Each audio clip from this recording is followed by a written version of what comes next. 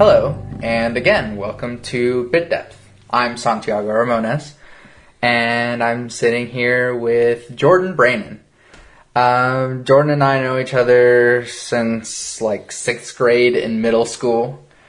Hi, Jordan. Hello. Okay, so tell me a little bit about yourself. Well, like you said, I'm Jordan Brannan. I am currently a student at Oklahoma City University. I'm in my junior year and I'm studying cell molecular biology. And that's me right now. So have you lived in Oklahoma all your life? Yeah. But like you travel a lot. I do. I haven't traveled out of the country recently, but been to lots of places, lots of the world. When did you start traveling? The very first time I left the country was when I was 18 months old. Holy crap. Yeah, went down the Amazon, 18 months old.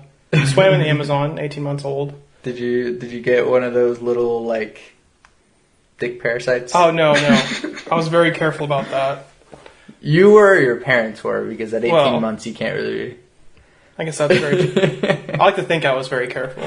I do remember that you were conceived out of the United States. That is what has been said, what I've been told.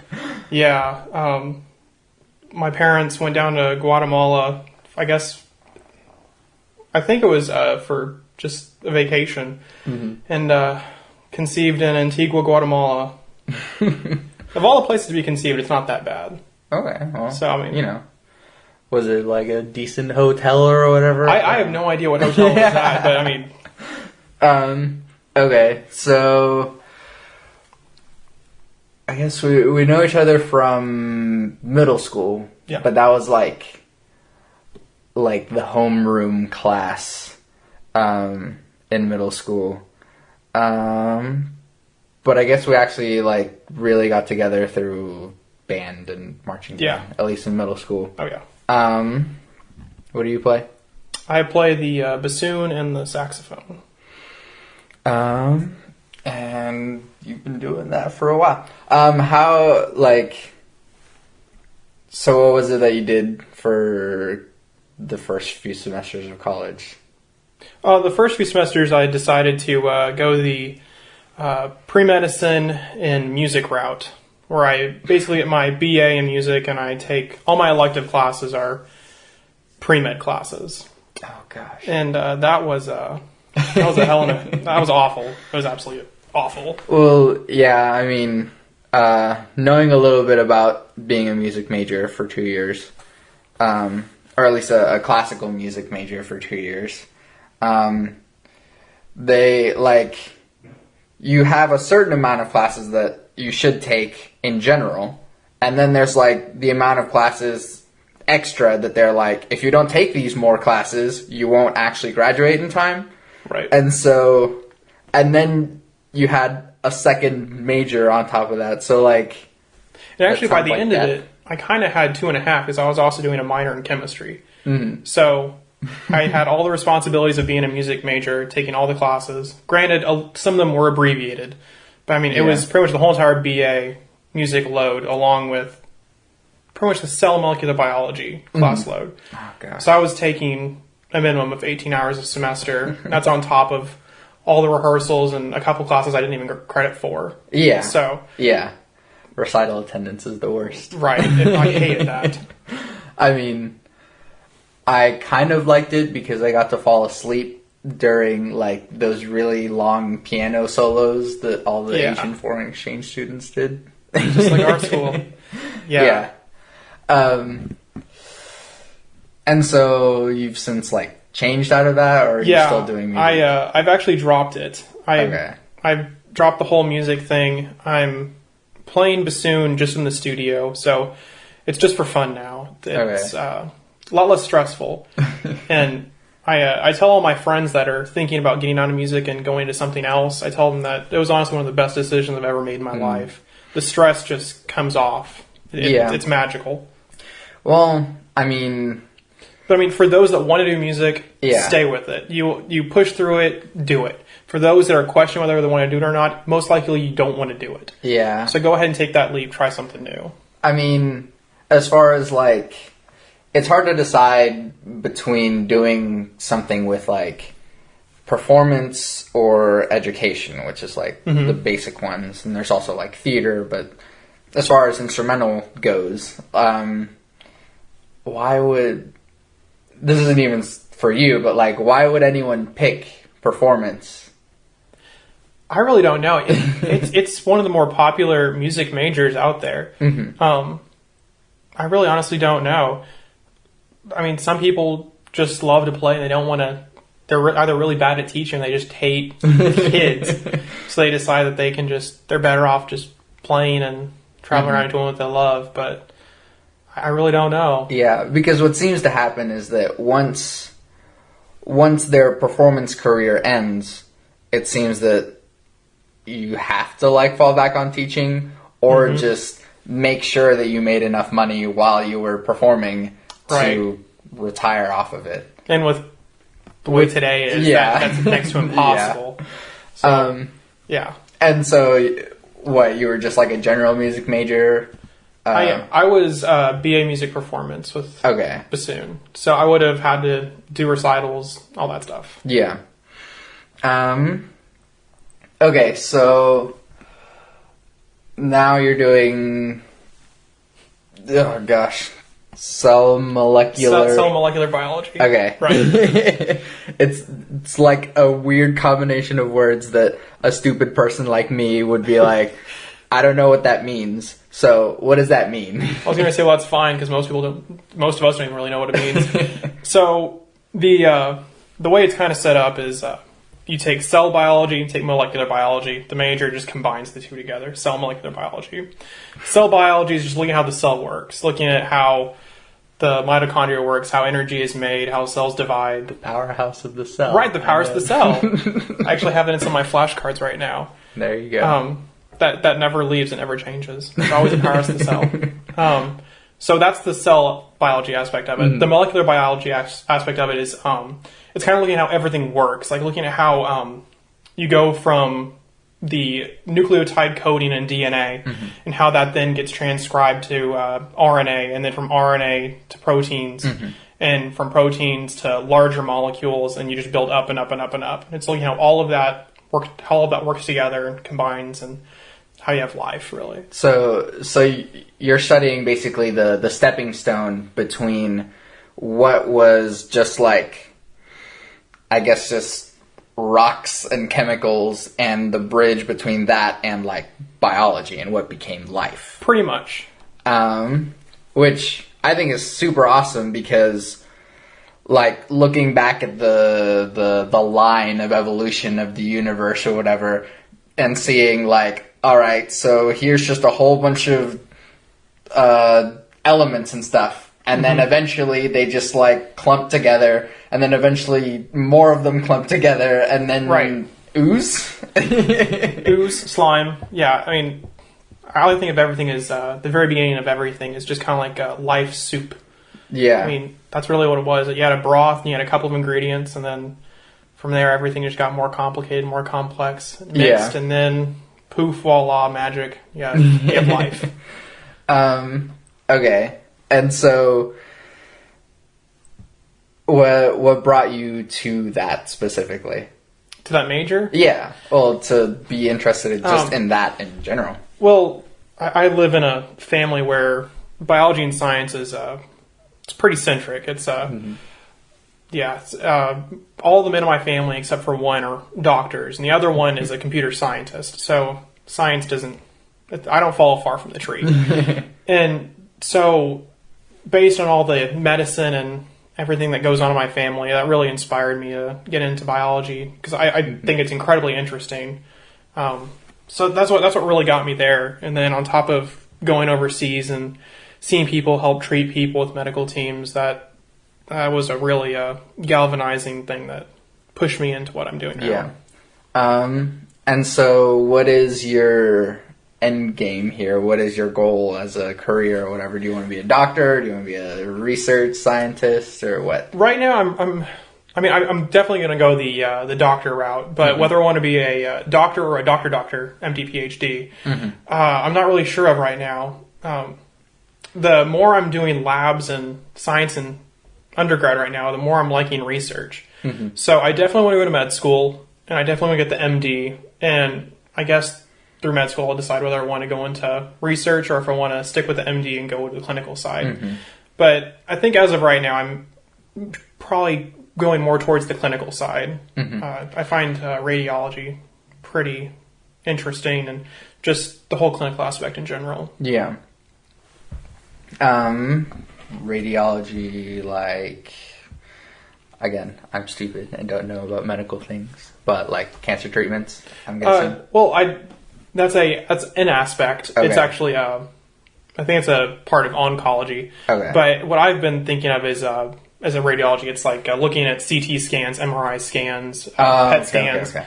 And I specifically find interventional radiology really interesting, where you're pretty much doing surgery on a small level, where you're using MRI, CT, X-ray, that kind of stuff, to guide catheters through veins in order to repair things. So specifically what I think is interesting is interventional neuroradiology, where you use a MRI scanner or a PET scan and you look at the brain in real time and you slide catheters in veins and arteries to repair anything from like strokes to, anything that's wrong in the brain, really. Yeah.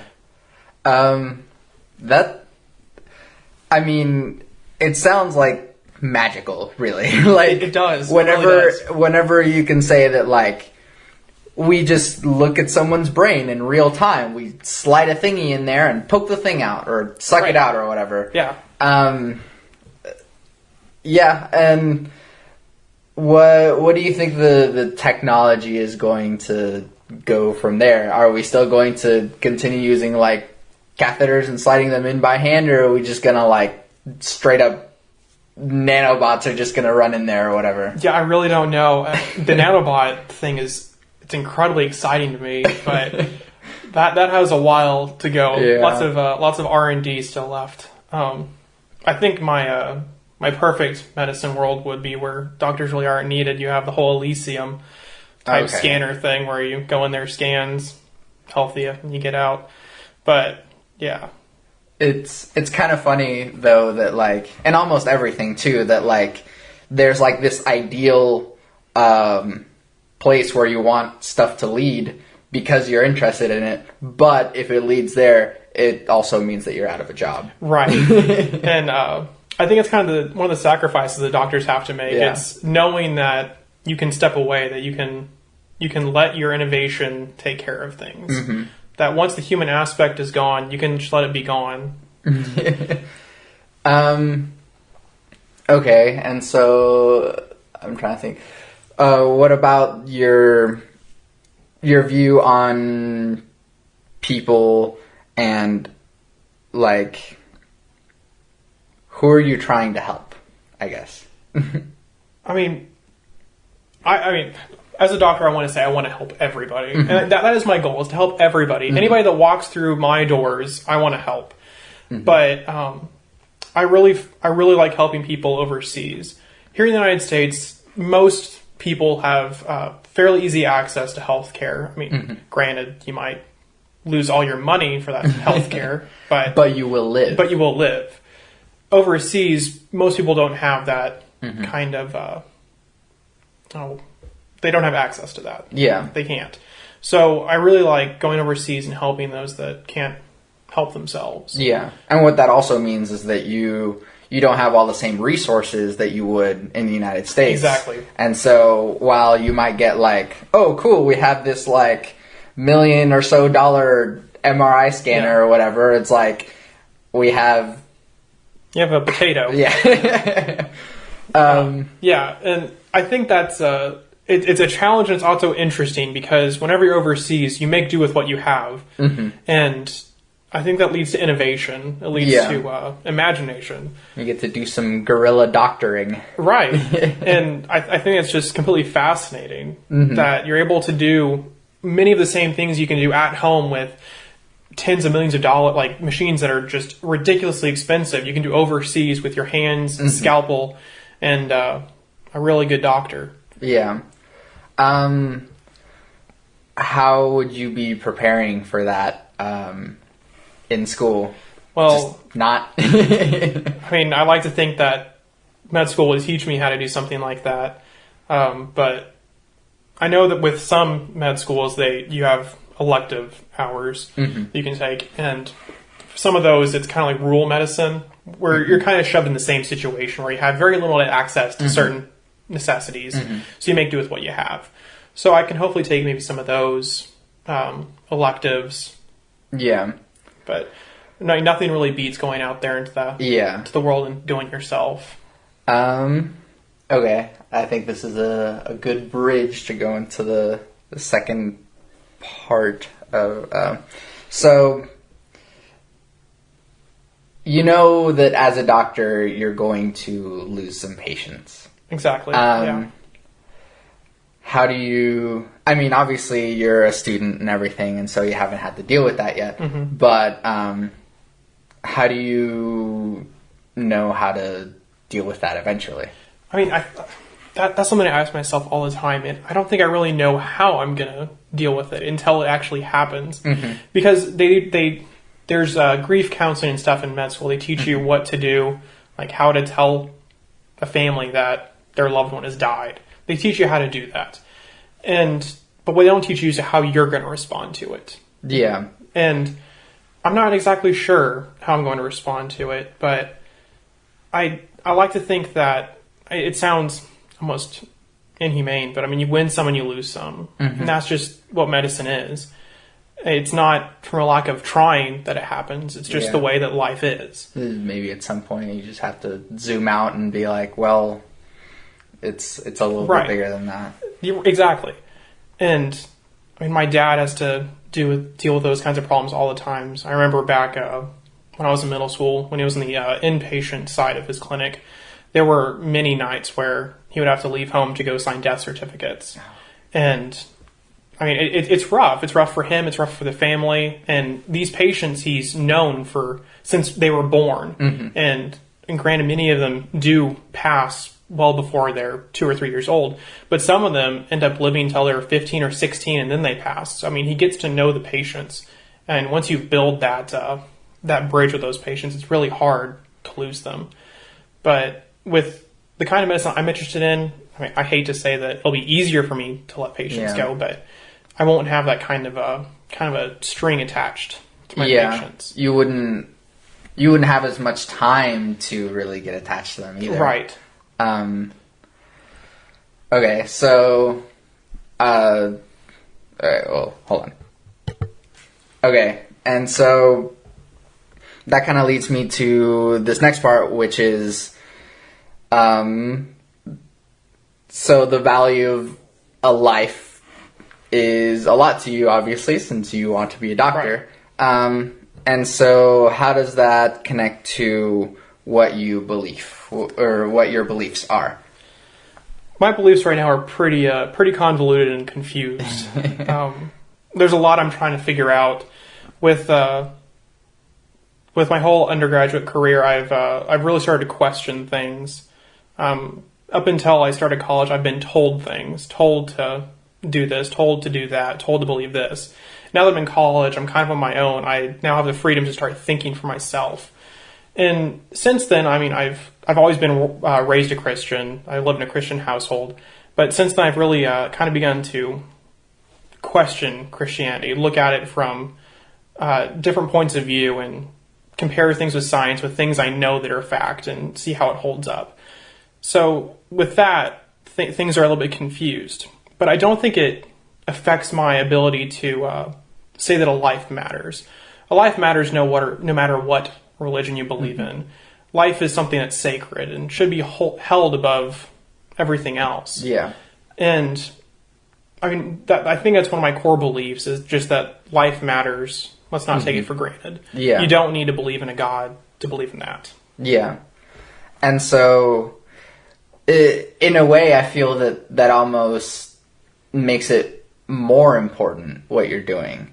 Kind of a lack of knowing what's next after, let's say, a patient dies or after you die, kind of makes it to where you have to work harder to save these patients' lives because, as far as we know, this is all we have. Right. And so, what are some of like the things that you've been stumbling across in your scientific studies that conflict very heavily with what you've been told all your life? I mean, I think the biggest thing for me is just the fact that whenever you read the Bible, everything. I mean, the Bible from start is said to have happened 40,000 years ago. Yeah, and it's impossible. The Earth could not have started 40,000 years ago. Yeah, and to make that argument that the Earth is that young, it's ridiculous. And I think that's one of the biggest things right now that I'm just trying to figure out. And people say that, well, it's not literal.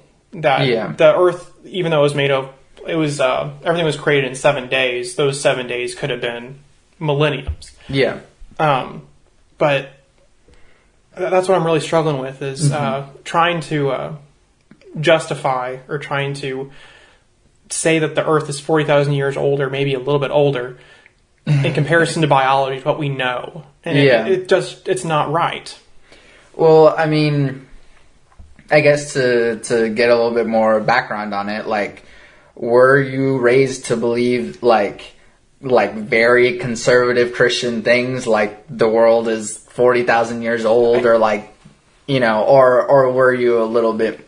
Was your family a little bit more loose about it? They were definitely a little bit more loose about it. I mean, I haven't been raised strict 40,000 years old. It's just when people make that argument that's Christianity, that's an immediate turnoff for me. That's not Christianity. It's false. There's no possible way. And I do think that it's very hard to hold on to a lot of the things in Christianity, especially seeing how smart you are, seeing how smart everyone in your family is.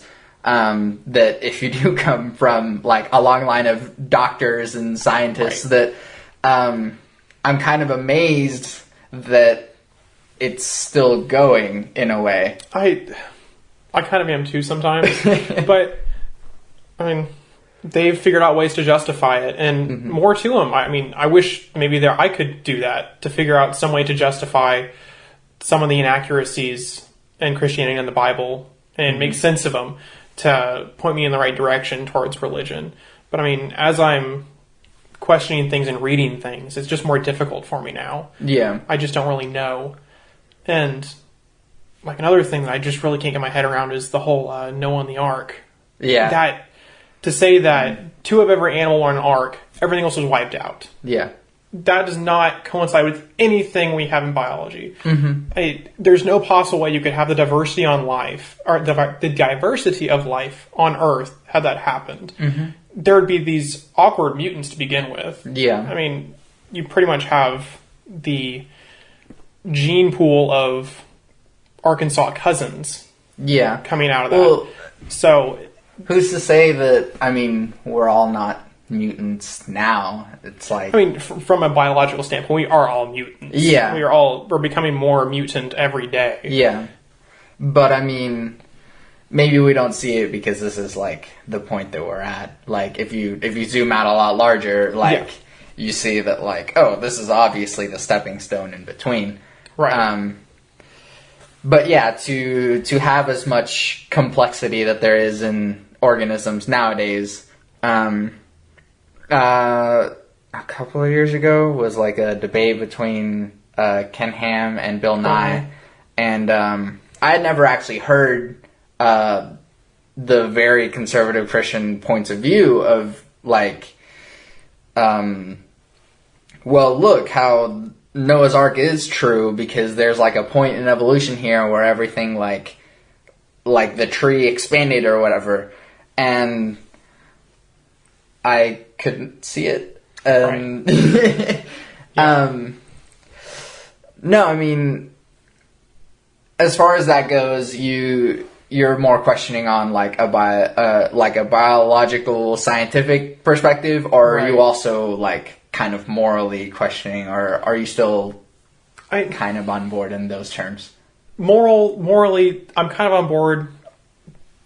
Every day it's a little bit less and less, to be quite honest with you, especially with the political debates that have been going on this year. I mean, I don't like to get into politics, but we don't need to get into politics, and I don't want to get into politics. But I mean, it's these political debates have really hit me hard on whether I can be a Christian or at least stand for what many Christians are standing for. Yeah. But I mean, as far as like morally goes, I mean, I still find that a lot of stuff in the Bible is really great to uphold. Yeah. Particularly the New Testament, mostly. But I mean, how knowing as much as you do, and connecting between science and then like morality, do you still bridge those gaps between like, I mean, obviously you're more of a progressive person, like, let's just start with like gay people. Right. I love them. Yeah. And so there is like a biological and scientific reason for all of that. Yeah. But where does that take you? So do you just like Christianity and morally and all of that? I mean, first off, that the fact that gay people are said to be lesser than straight people, that's another thing that I can't get on board with Christianity either. But morals and science, I think, are two completely separate things. Science knows no morals. It has no morality. Science is just science. The advent of chlorine gas or mustard gas used in World War I was not inherently bad. It's just chemistry. It's mustard gas. It's the way you use it. It's the way you apply science that defines morality. So I have a book to recommend to you. But so everything that I think of with science, it's a how you apply the science is what makes it either immoral or moral. But science on its own knows no morality. Science is just science. And so how do you make the leap in between the two? That's a good question. I really don't know. I just look at how it's applied, look at how I use science, and I hate to say that I have like two separate sides, a scientific side and a moral side, but I guess I could say that I use I have a moral compass, I guess, and that's how I make my decisions in life. And my scientific compass really doesn't play much into that. It's what I hold true to myself is what makes my decisions, how I define myself as either moral or immoral. So science for me doesn't really play into my morality. I'm sure that as I progress through my studies, science probably will play more into my beliefs and everything. But as of right now, I like to think of them as kind of separate. So, but yeah. Do you still go to church? I do. Most Sunday, well, depends during the semester. Depends on how much homework I have. Yeah. But I do go to church, and sometimes it's difficult for me to sit there and listen to what many of the people are saying. Particularly earlier this summer, whenever I went to church with my grandparents, and some of the congregation, even some of the pastors, were very upset about the marriage equality. Yeah. I found that very difficult to sit through. To hear them try to justify their beliefs, which their bigotry even. Yeah. And that's hard to listen to, and it really, really hurts my ability to appeal towards Christianity, to consider myself a Christian. How do you, do you talk to them about it, or you just shut up about it? The problem is that with many of them, you talk to them about it, and it turns into I don't want to say a fist fight, but it turns into a pretty nice verbal fight. And it's not worth it because they won't change their mind. There isn't changing their mind. These are people that have had these steadfast beliefs for the past 60 years. They're not going to change them. I personally disagree, but that's for a different discussion. And so how do you just like sit and wait until the discussion blows over and just, because like you can only sit and wait for so long. That's correct. Yeah. I mean, lately I've really been closely listening to what they have to say. And especially when they put up passages out of the Bible, I closely analyze them and see how those coincide with my moral compass and how those coincide with, I guess, how it checks out with my science. But other than that, I mean, sometimes there's just lots of sitting and waiting. Yeah. I mean, have you talked to like your parents about it, or talked to? I've talked to some friends about it, but I'm definitely not ready to tell my parents as of yet. I mean, not getting political or anything, but coming out to them and saying that I am I do support Bernie Sanders. That was pretty rough. It was really? It was shot down pretty hard, and it's still almost every day. It's kind of like we should have raised you better. You're a socialist now. Where have we gone wrong? Oh, okay. So it's as of right now, would be extraordinarily difficult to even say that I'm remotely questioning Christianity, which I think I am doing. I haven't fully come on out and say that I'm completely against Christianity, that I'm an atheist. I really don't believe in a religion as of right now. But even to come out as questioning would be an issue. And it's interesting to there's a weird like break in the brain between people who, on one hand, like scientifically question everything because all these things have to be questioned, like progress is made via science and everything is rigorously tested until you arrive on the right answer, and then once that right answer doesn't seem to be as right anymore, you change that. Right. And then just taking a step away from that and going, but you can't ask questions here. These are the things that we hold over here, and you can't ask questions there. And that's where I think one of my biggest problems with Christianity lies, is that Christianity doesn't change. It's stagnant. But with science, I mean, we at one point thought that the Earth was the center of the universe. Yeah. We then expanded upon that, and then some of us thought that, okay, it's not the center of the universe, but it's the center of the solar system. Yeah. Expand upon that. No, the sun is actually the center of our solar system. And that's what I love about science, is that science is questioning. It's coming up with questions and then developing answers. And you examine those answers. It never assumes that it's completely right. Exactly. And after you come to those answers, you then evaluate those answers. You question those answers with some of those very same questions you use to start out to get that answer. So there's a back and forth between it. And then, of course, you're probably going to come with instances where that's not correct. I mean, with Newton's laws, once you get to light speed, everything just goes out the window. Nothing applies anymore. You get into Einstein and relativity and stuff like that. But that's what I love about science, that science morphs, science changes, science is progress. Science is never flat. Yeah, in the same way that we as humans, or as biological organisms, have always just evolved and adapted in the same way science does so too. And to sort of sit against, or keep hitting this wall upon something that, I guess what I'm getting from you is more that you're feeling more that the truth claims of the Bible are difficult to uphold, but your morality still stands. Yeah, definitely the truths in the Bible, they definitely trouble me. But, I mean, lots of the morality that comes from the Bible, I think still upholds. I mean, there are things that I don't think are very moral. They're more unethical than anything. Yeah. But there are some things in there that I think still hold to be moral.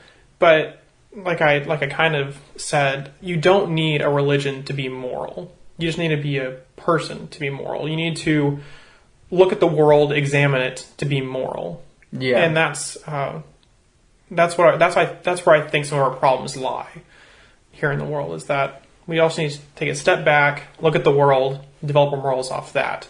Then come back, maybe double check it with whatever religion you decide to believe in.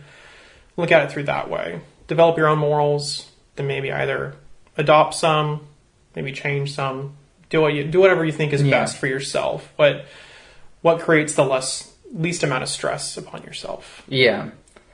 And so how does this belief sort of affect your behavior?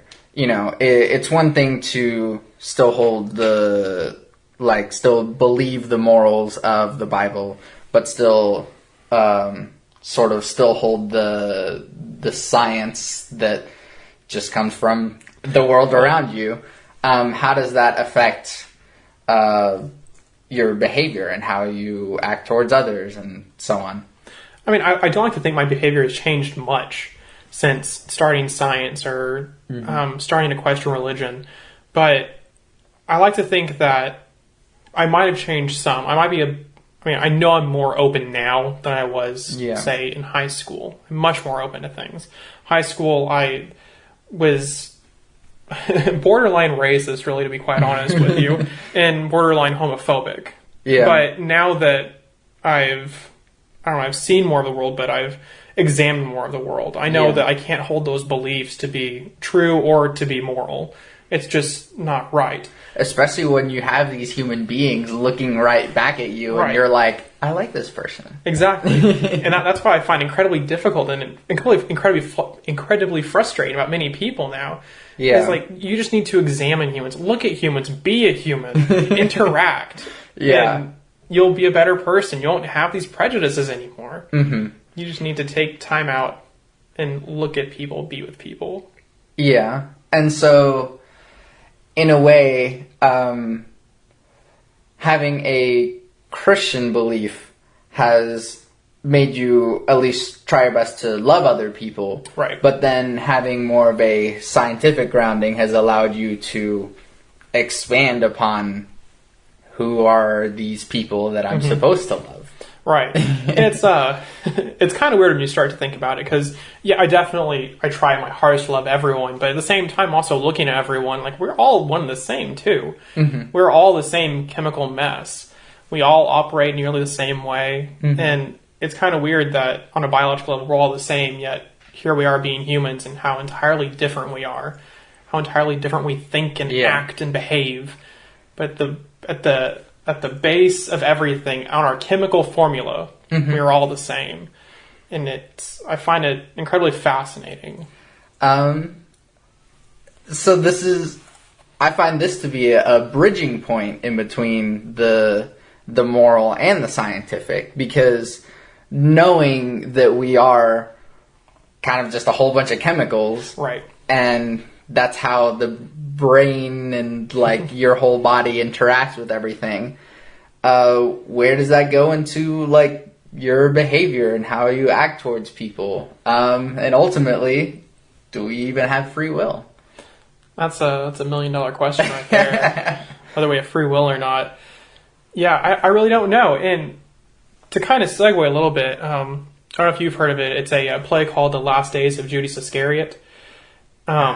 Maybe. It's a fairly modern play. I can't pronounce the playwright's name. It's like Gargis or something like that. And it examines through a series of... through a trial, it kind of determines whether Judas was guilty or innocent, or whether he should go to heaven or hell with betraying Jesus. And one of the questions I brought up was whether Judas was predestined, whether he had free will with what he was doing. And I kind of think it applies to people. Do we have our own free will, or are we predestined? And that's also where I get back to religion.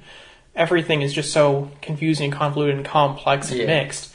And what I found interesting with Judas was that when you look at the Bible, from the Old Testament, it says that there will be a savior that will die, and through his death, all will be saved. Yeah. And then whenever you get to the New Testament, you have Jesus that tells Judas to do what you have to do, meaning, I know you're going to betray me, go ahead and just do it. Yeah. So my take on it was that God needed a way to have Jesus sacrificed. Judas was that middleman. Judas was predestined, put on this earth to betray Jesus. And through Judas, Jesus was killed, and then through his death, all people were saved. Yeah. And so Judas, in my mind, was predestined to commit that betrayal. And I kind of think that works a lot with humans in a way, maybe, that we are predestined. We're all put here for a reason. But then it also completely confuses my current beliefs on what are we doing here? Do we really come from this hot mess of chemicals? Or were we made? And that's where I get so confused. And it's the, I said $1 million question earlier, that's the $1 billion question. And it's one that I'm struggling with right now. I'm really trying to I'm questioning things and trying to develop answers, but it really just leads to more questions. Yeah. So the free will of humans, I don't know. If you look at the Bible, not really. No. I mean, it's always an interesting philosophical thing to tackle with Judas, especially because, Dante said that, Judas is being chewed up by Satan. But then the Savior wouldn't have died without Judas. And so why is Judas being punished for the thing that saved everyone else? And that was one of my big questions. I wrote a paper on it, and that I almost think we should hold Judas in a higher regard. Like we have the Saint Mary, and why don't we have a Saint Judas? Yeah, because without Judas, we don't really have Jesus' sacrifice. I mean, I hate to say it, but without Judas, you don't have a Jesus. Yeah, and to say that, or to be so hateful towards Judas for betraying Jesus, you need to take a step back, look at the big picture, and see that without Judas, none of this would have happened. Someone had to be just evil enough to do what Judas did. And because Judas was evil enough to do so, that's why the rest of the good exists. Exactly. And that... When I first talked about it to my parents, they were all like, oh, Judas deserves to be in hell. Like, he was an awful person. And that was before I really looked at it through the scope I am now. And I kind of agreed with them with that if Judas was in fact real, along with everything else, then he was an awful person for betraying Jesus. But then you take a step back, you look at the big picture, and you're like, he was a bad person, but was he, I mean, if Christianity... In a way, he had to. Yeah. He caused salvation for everyone. Yeah. I mean, as far as bad things go, that's not that bad of a thing. Yeah. So. Dang it. I had a question in mind, but then it, slipped away, at the last second.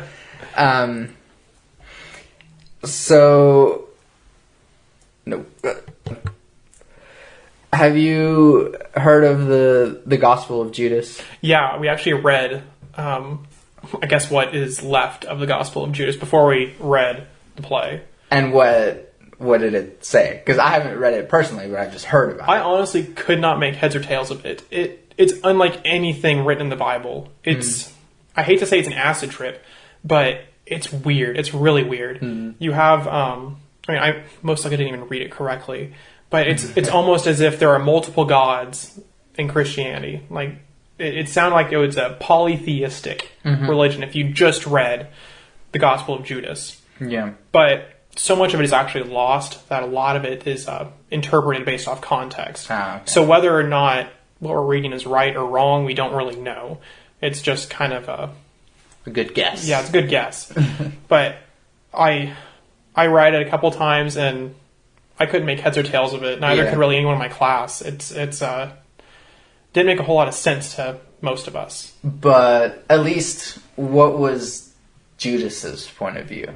Did he want to? Was he evil, or was it his duty? Well, it actually wasn't from Judas's point of view. It was more of just a story about Judas, but it didn't really say whether he was in the right or wrong. Really, honestly, he didn't really talk about what he did.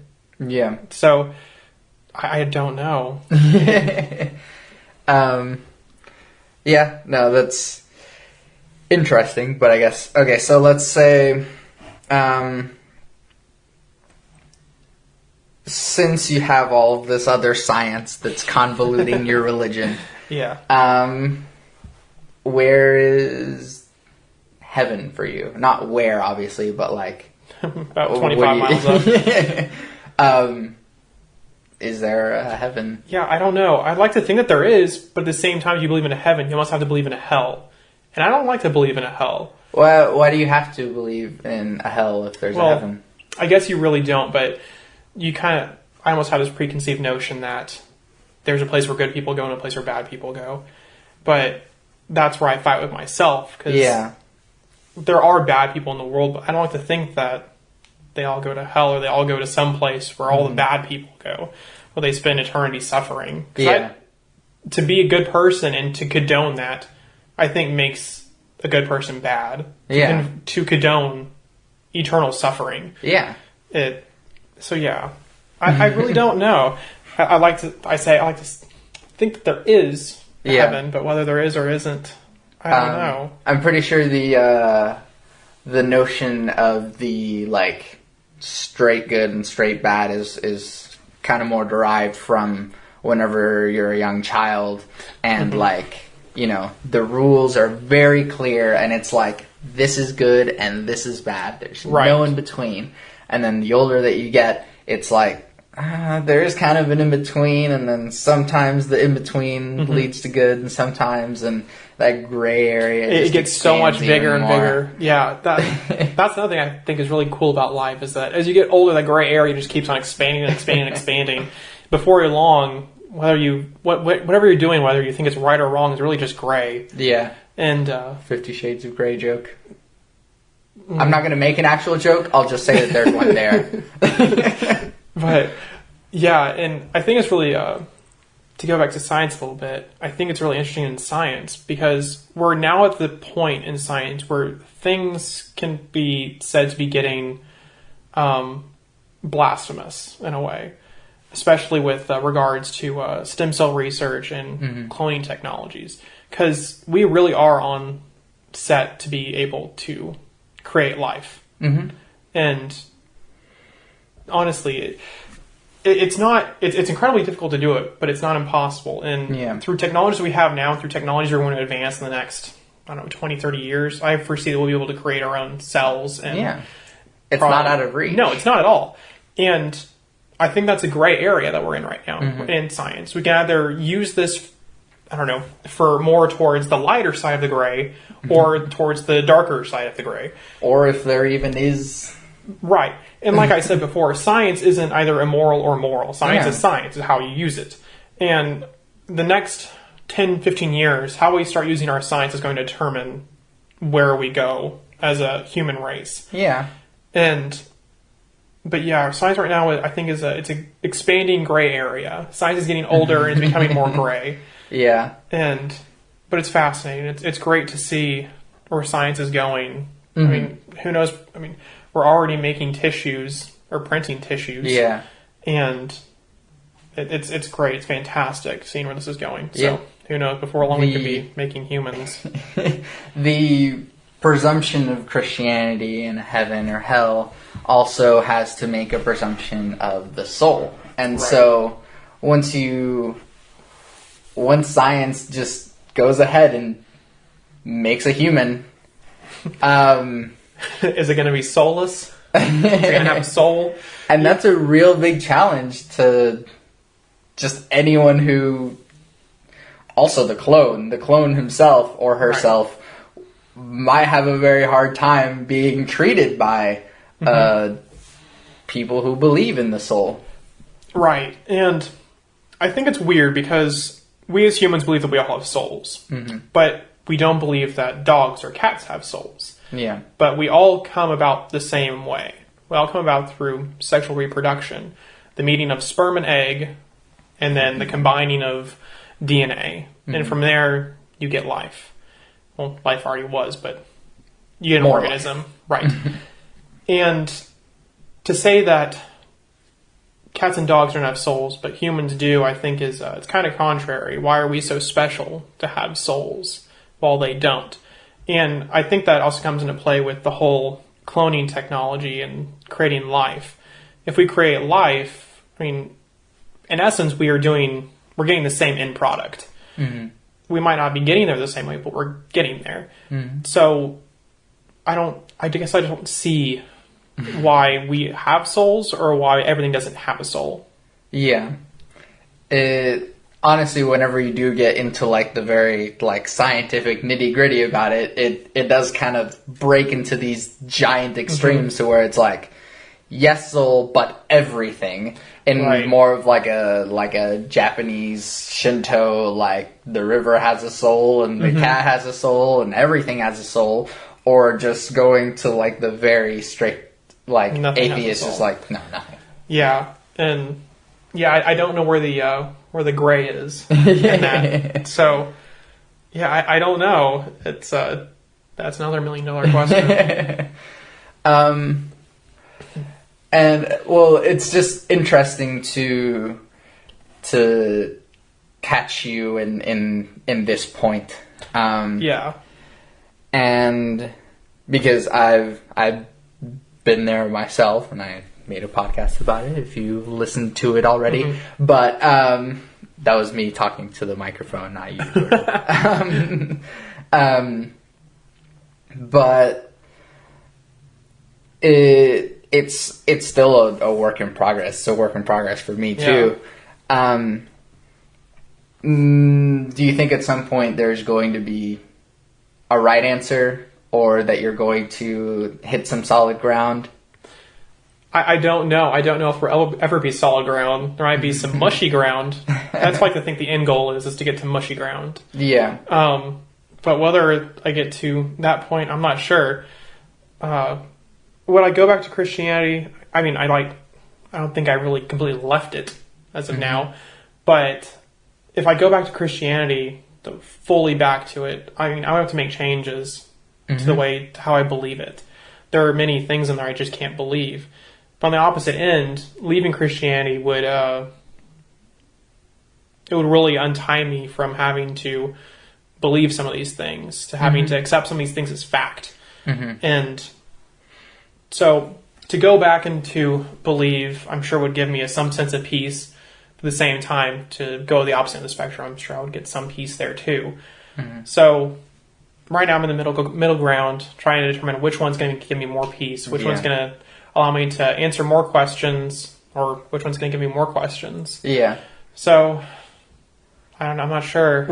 But would you rather have more questions? I like questions because questions lead to answers, and answers lead to more questions. And that's how we progress. And I like to progress. Yeah. Staying flat and stagnant is boring. It's not life. Yeah. Life is progressing, and that's what I want to do. Yeah, I'm not even sure how much time has passed, but I think we've reached the end of this part. Righty. Let's at least have plugging things. Twitter. You're on Twitter. Yeah. I actually don't even know my Twitter.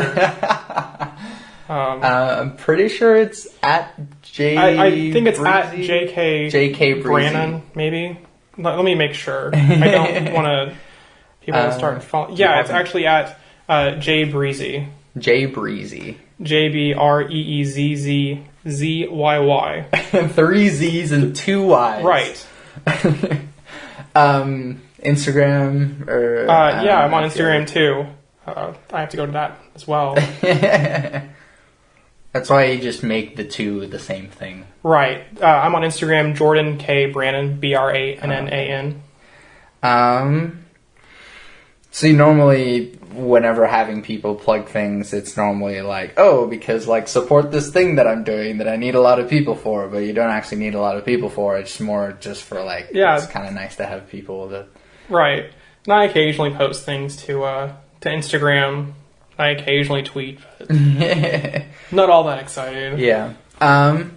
But if you do want someone interesting to head up on Twitter or whatever, Jordan has been a friend of mine for a very long time, and it's interesting because for a while we never got into like very deep conversations anyways until kind of a short while ago that we were like, we just fell way into that. Well into the deep end of the pool. But interestingly enough, like, so with all of my like really good friends, whenever like I stay at their house or whatever, we end up having a really long conversation. That's why I have this podcast, because I really like having these conversations. And so like talking to Jeff or John or Z or whatever, what would happen if like I would stay at one of their houses or they would stay at one of mine is just like we'd probably stay awake until like 4 a.m. and be like, are we like still talking? Like, right, yeah. And then like we like start seeing the sun go up.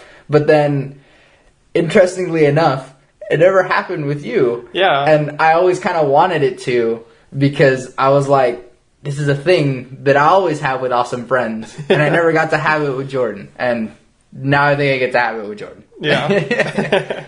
And so, thank you for listening to the Bit Depth podcast. That's Jordan's stuff. And you can find the rest of my stuff on my website, santiagoramones.com. I have 3 things that kind of uphold my religion, and I like to say them at the end of each podcast. I forgot to in the last one. Love never fails. It's going to be okay. I might be wrong. Thank you.